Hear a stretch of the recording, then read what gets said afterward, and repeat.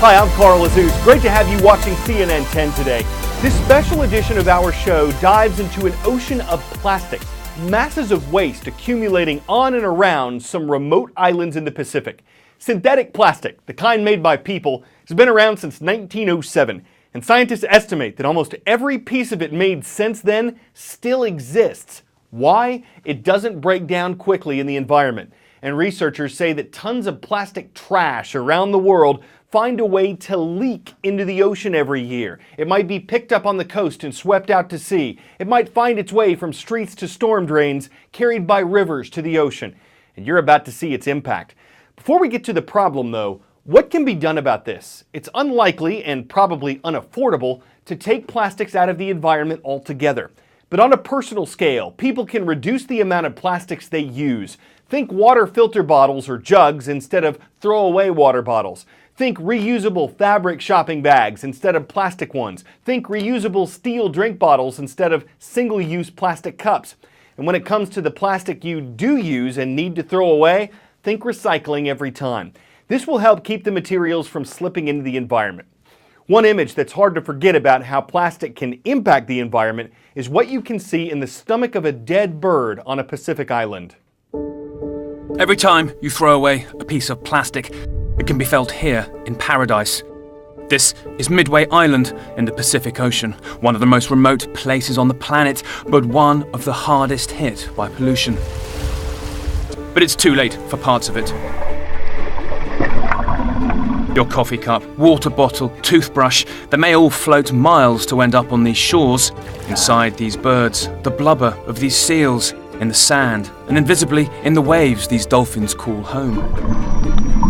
And eventually, these plastics may well end up inside you. CNN gained rare access to the island to see the toll of plastic you throw away every day and what that might mean for your body.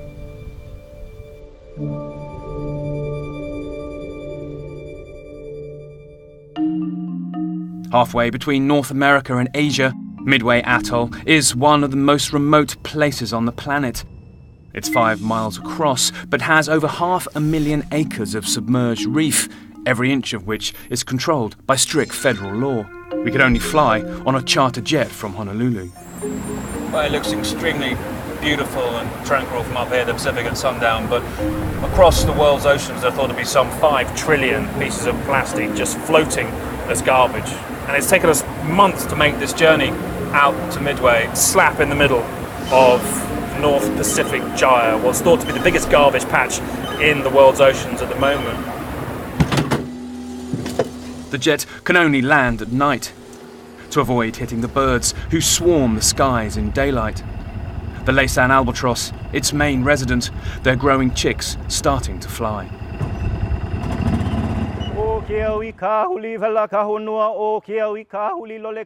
Yet something very unnatural is happening here.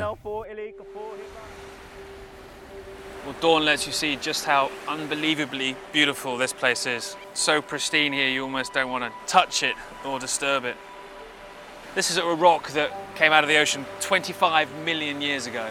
But the tide has left a line of trash all along the beach here, pretty much as far as your eye can see.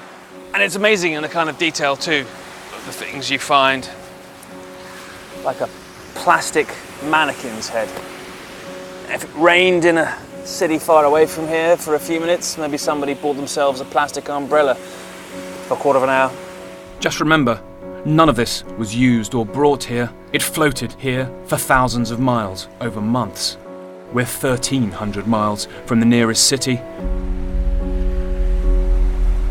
Everything that you see on top of the sand is a real recent introduction. Matt Brown, with the US Fish and Wildlife Service, lived here for years and is our guide. And it is astonishing how they never stop cleaning up here.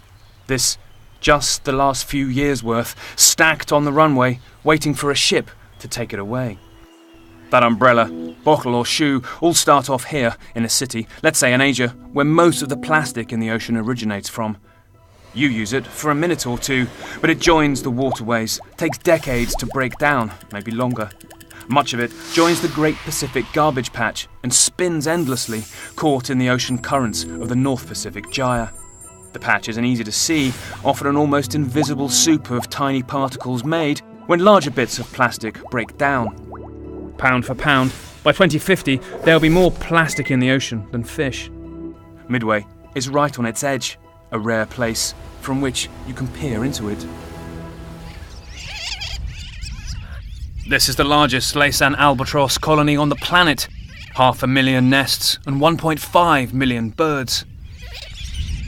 Fragile albatross chicks struggle to survive at the best of times, and this is the time of year where they first learn to spread their huge wings, custom built to let them swoop into the sea and catch their sea life prey. But more and more, what they catch is just as likely to have a brand name on it as fins. They mistake the billions of plastic bits floating in it to be fish. They feed that to their young. The chicks' stomachs fill up with it. Their bodies join a mulch of plastic debris that's just washed ashore. Some of this is natural selection that's always happened, the weak dying off. But the amount of plastic here, researchers worry, must be taking its toll too on the threatened birds. To fully see the impact, we head to Midway's second island, Eastern Island. It's still home to the old US airstrips used to attack the Japanese in World War II. But it's also now a new front line in the struggle to learn what plastic is doing to the food we eat. Here we see how plastic has gotten into a species. That's incredible. All that plastic that's inside this bird. The same colours that distinguish this brand make it appeal to birds as food too. It's the colour of squid. Nobody lives on this island anymore. Nobody's lived on this island for decades. This is all that has come in the stomach of birds. Adult birds bring it back, they feed it to their chicks, and as the chicks pass away, carcass lays here, the bones disappear, the feathers disappear, but what will stay are all these pieces of plastic that just litter the ground here. Pull up a handful here. It is amazing actually, because it's just endless. Everywhere. They're eating many of the same things that we eat. They're feasting on fish. When we see an animal that relies on a wide swath of the ocean for survival, struggling to deal with plastic ingestion, that should be a warning sign to us. Well, take your first glance at this beach and obviously you can't see any problem at all. It's just paradise. But that isn't really the issue with plastics in the ocean. It's not about the biggest pieces that people get most concerned about. It's down on this level here on the beach. This myriad of tiny, brightly coloured different specks. They're not coral, these are what scientists call microplastics, and they're all over this beach. People are in fact calling this sort of thing the new sand. What is a microplastic? It's the tiny particle created when larger plastic items, toothbrushes, bottles, bags, break down over decades. They float in the water and get eaten by sea life. They cause two problems. First, the fragments act like a sponge to other toxins in the water, pesticides and flame retardants, for example, suctioning them up and concentrating them. Secondly, they are themselves complex polymers, molecules the body can't fully break down. When they get really tiny, into a billionth of a metre as a nanoplastic, scientists have shown they can cross tissue membranes into fish cells. They say that is harmful to fish, their reproduction, immunity, survival skills. What we don't know is what happens when humans eat the fish or sea life. Is it harmful to us? Despite being as far from civilization as you can get, civilization has imposed itself here, everywhere. This is the cost of our convenience world, of the tiny, disposable choices we make to throw something away, often several times an hour. And this is just the beginning of what those choices are doing to our planet and future.